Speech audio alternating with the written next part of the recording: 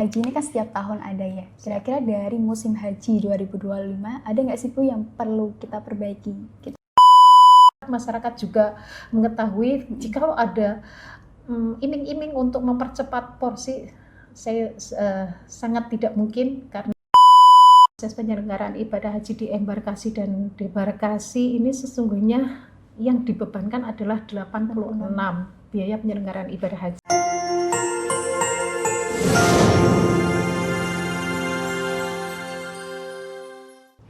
Assalamualaikum, halo Sobat Caraka. Selamat datang kembali di podcast Caraka, cerita inspiratif bersama Kemenak Kabupaten Kendal.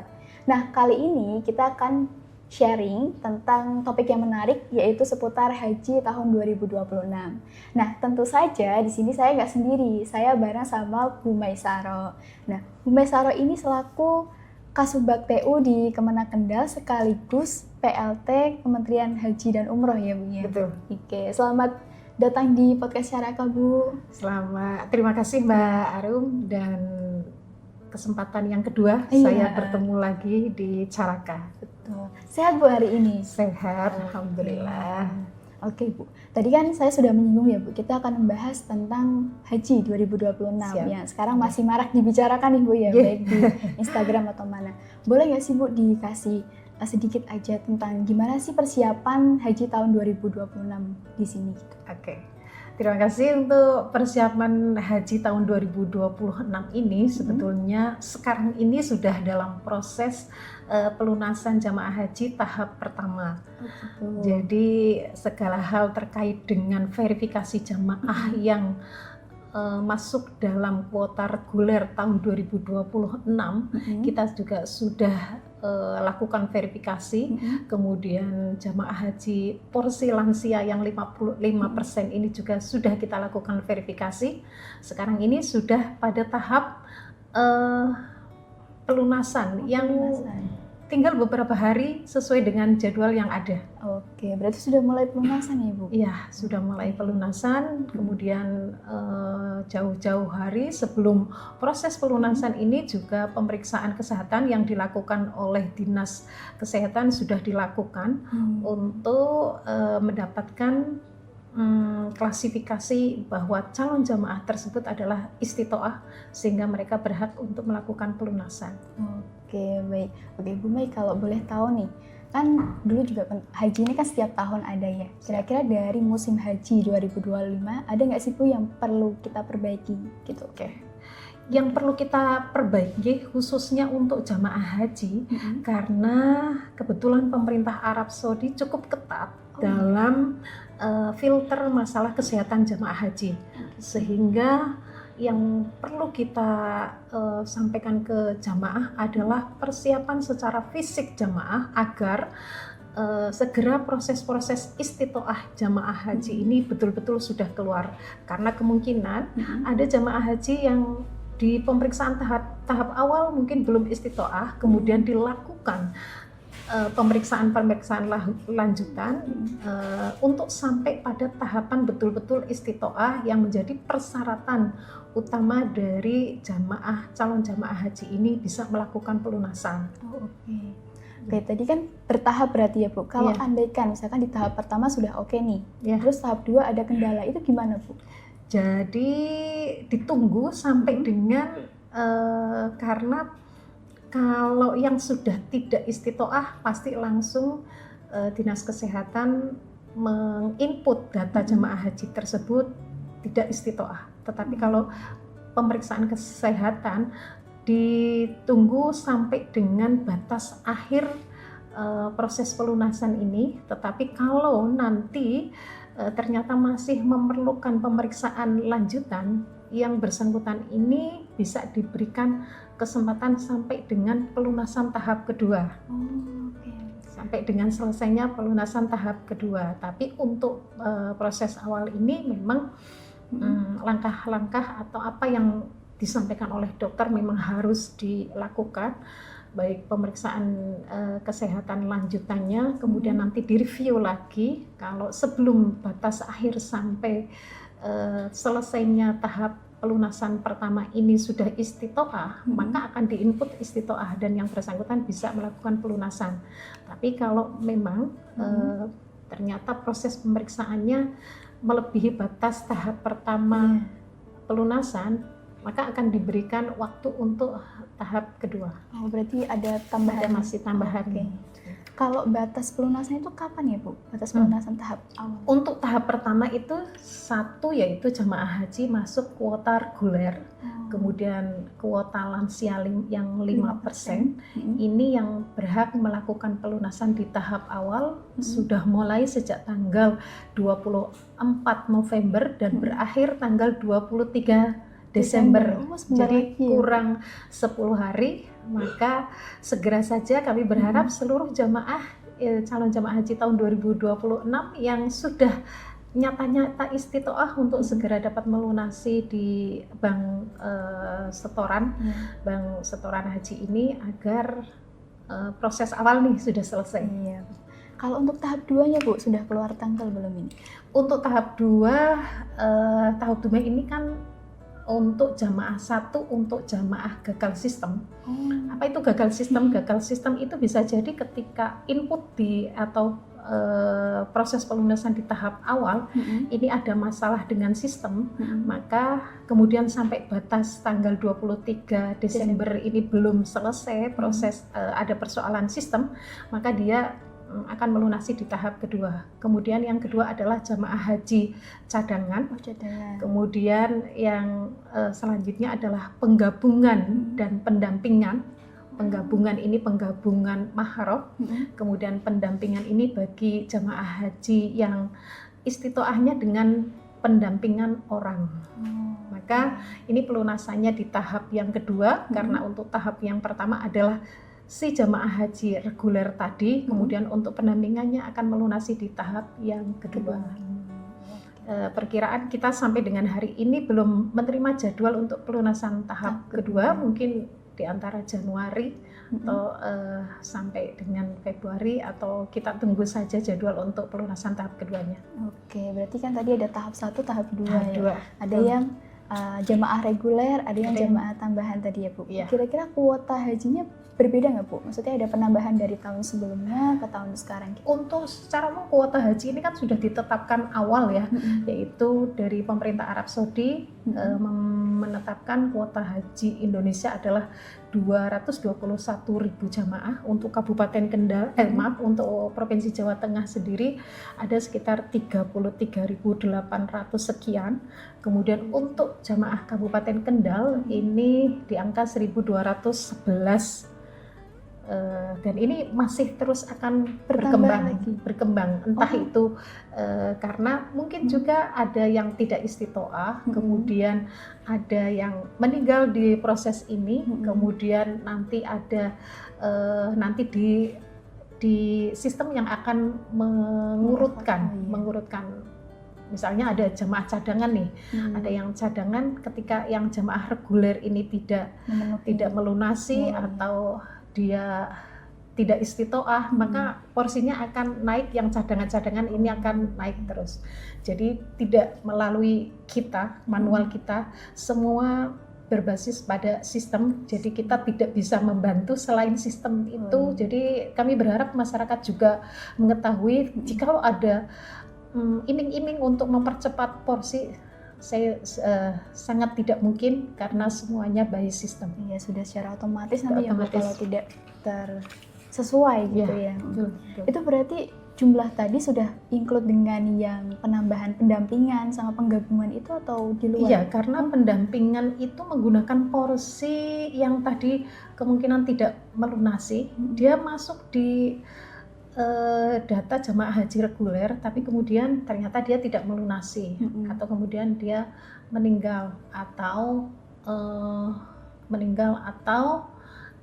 tidak istitoah. Ini yang akan menggunakan jamaah-jamaah tersebut yang nantinya di ring pakainya kuota provinsi. Jadi bukan misalnya Kendal nih yang tidak istitoah misalnya 6 akan langsung digantikan oleh Kendal, itu juga tidak, tapi secara provinsi, kuotanya provinsi. Oh gitu, berarti nggak bisa langsung ke Kendalnya itu ya? Tidak.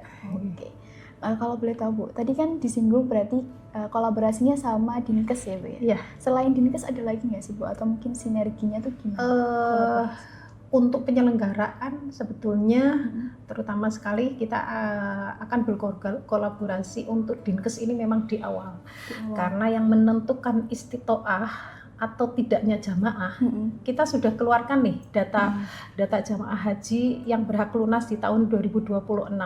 Tapi kemudian yang akan menentukan istitoah atau tidaknya adalah melalui Dinas Kesehatan, melalui pemeriksaan menyeluruh dari calon jamaah haji, kemudian diinput di data Siskohatkesnya, kemudian nanti keluar bahwa dia istitoah atau tidak. Ini di tahap awal. Kemudian untuk kolaborasinya kita tentunya dengan pemerintah daerah, karena undang-undang juga mengamanatkan bahwa pemerintah daerah berkewajiban untuk menyelenggarakan proses pemberangkatan haji sampai dengan dono hudan, sehingga pastinya kita akan banyak bekerja sama dengan pemerintah daerah, khususnya dengan Kesra, dan banyak hal yang lain juga terlibat dari proses pemberangkatannya nanti dengan pihak kepolisian soal pengamanannya, Satpol PP dengan perhubungan. Pasti kita akan berkolaborasi dengan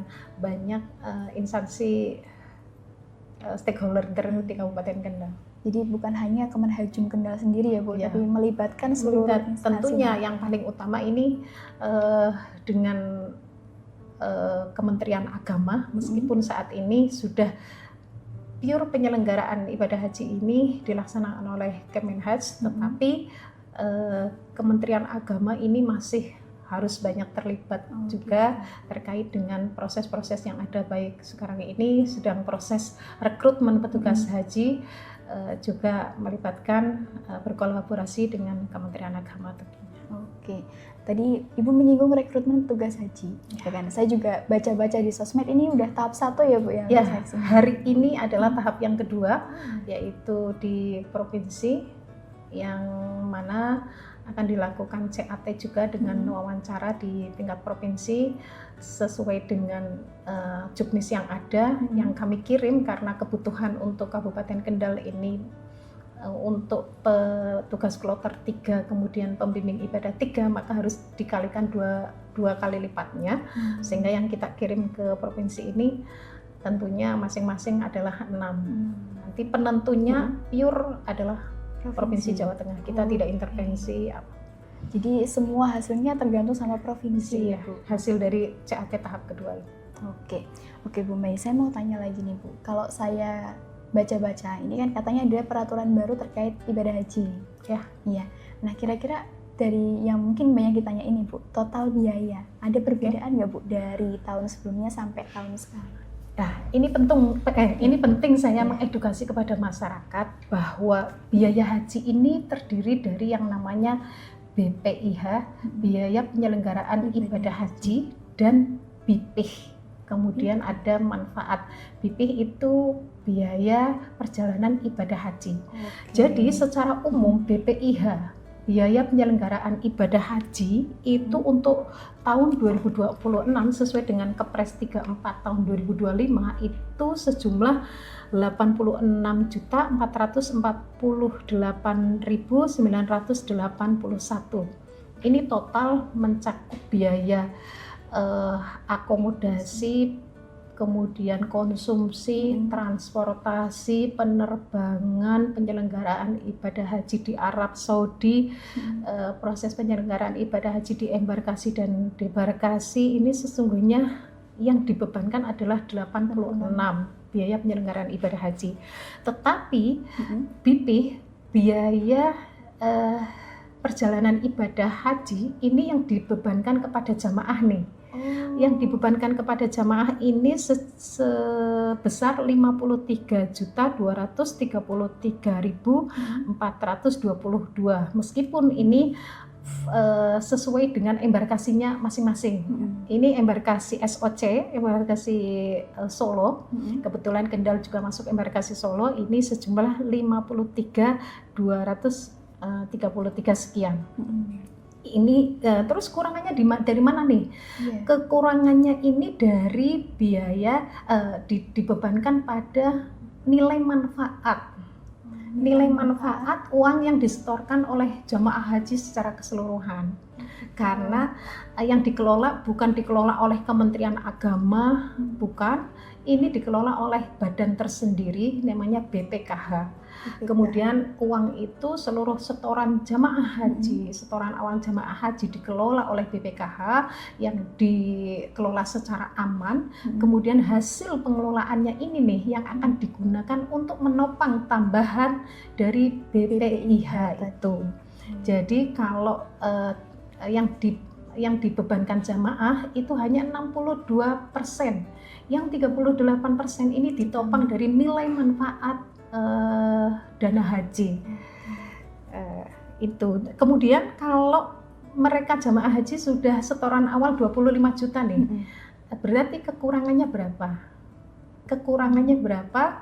Kalau tidak salah kekurangannya harusnya 28 sekian. Iya, betul. Tapi rata-rata jamaah haji sekarang ini pelunasannya adalah di angka 25.600 sekian.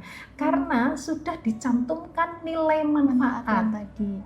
Jadi ada di sistem ketika kita buka sistem untuk ngecek istitoah jamaah haji di sistem Haji Pintar atau apa itu, mereka langsung mencantumkan nomor porsinya, kemudian nanti keluar berapa nih pelunasannya. Gitu. Karena di situ termasuk pelunasannya sekian ini dengan ada poin nilai manfaatnya sekitar 2 juta sekian. Sehingga 28 juta dikurangi nilai manfaat sekitar 2.500.000 sekian. Tahun ini mereka atau jamaah haji hanya melunasi sekitar 25 juta. Cukup ada penurunan yang cukup drastis. Kalau kemarin itu rata-rata melunasi di angka 28 sekian, bahkan ada yang 29, sekarang ini di angka 25 juta 600-an. Lumayan ya Bu ya. Lumayan. Tetapi perlu kita ketahui juga bahwa untuk bagi yang mungkin sudah dulu sudah di tahun 2025 karena masuk cadangan dia sudah melakukan pelunasan nih. Iya, itu misalnya sudah melakukan pelunasan sejumlah 28, terus sisanya dapat diambil kapan nih?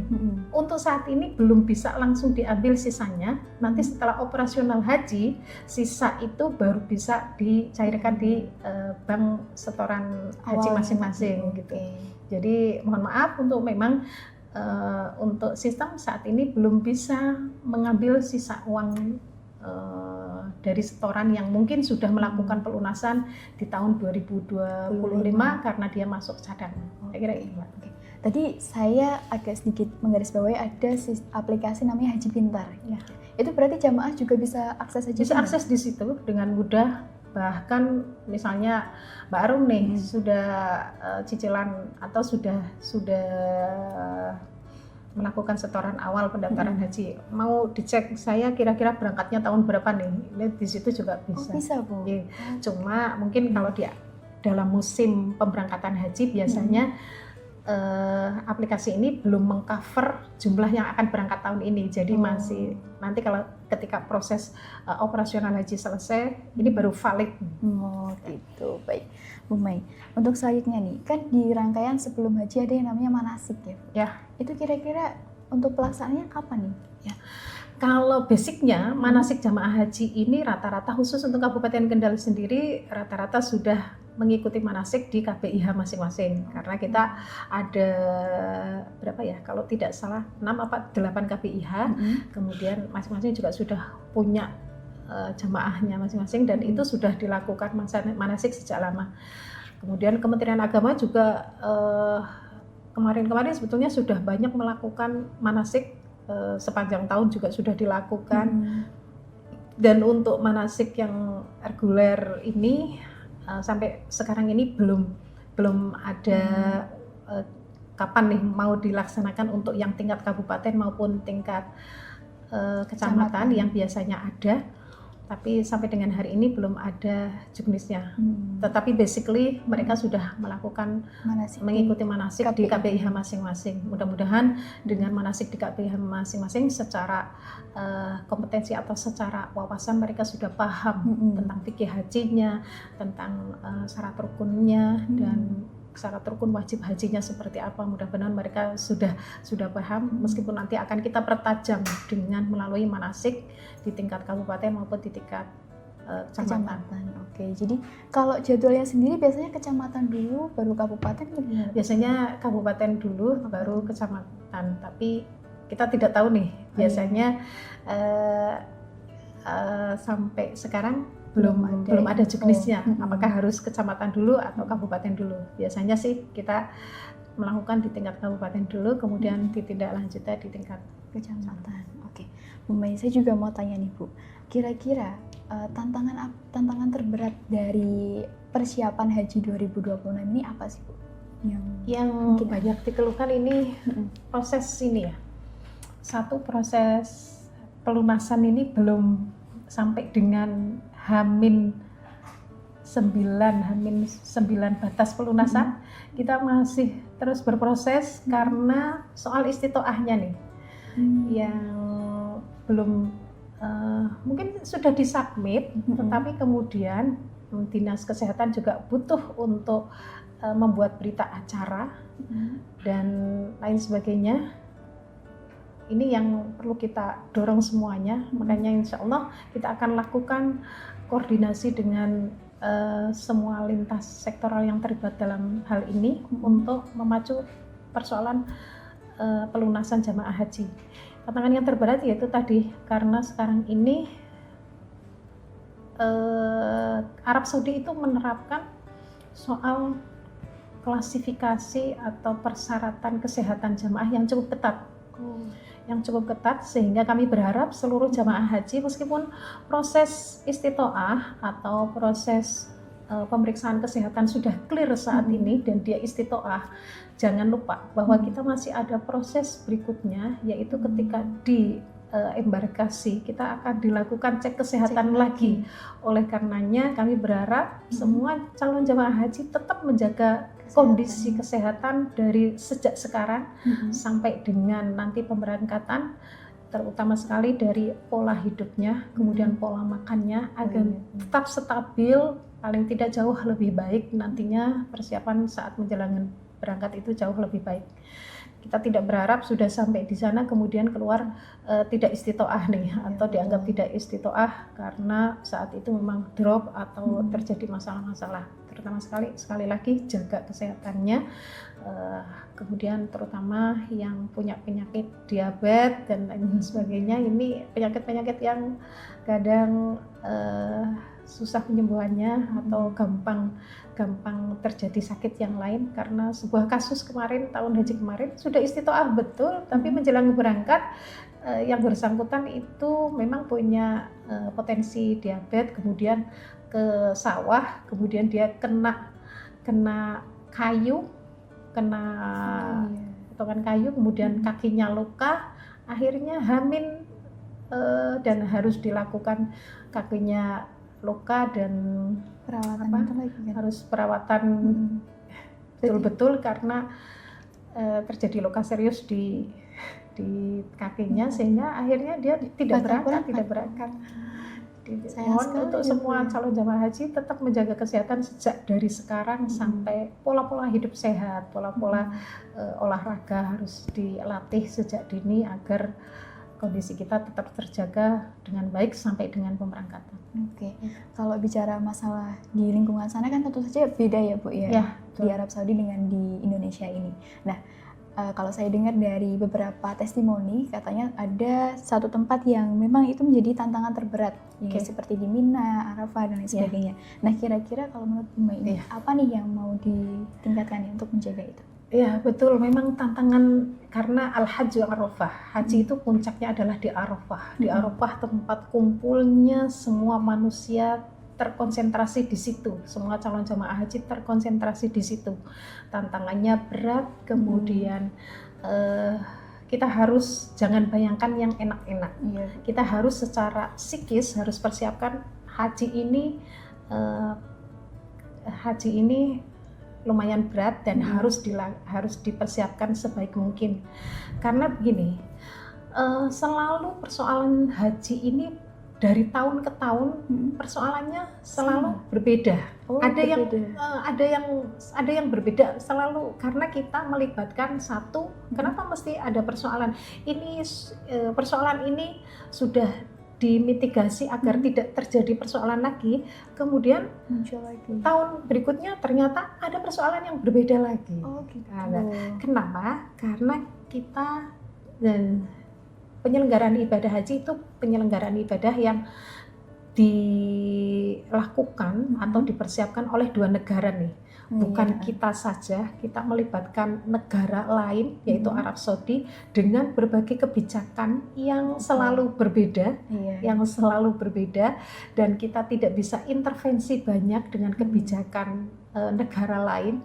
Kemudian juga bicara jamaah haji orangnya juga selalu berbeda, sehingga persoalannya selalu pasti berbeda dan pasti ada persoalan. Oleh karenanya secara psikis nih, secara psikis harus dipastikan bahwa jadi tidak jadi orang kagetan. Katanya begini, ternyata ya begini. Sudah.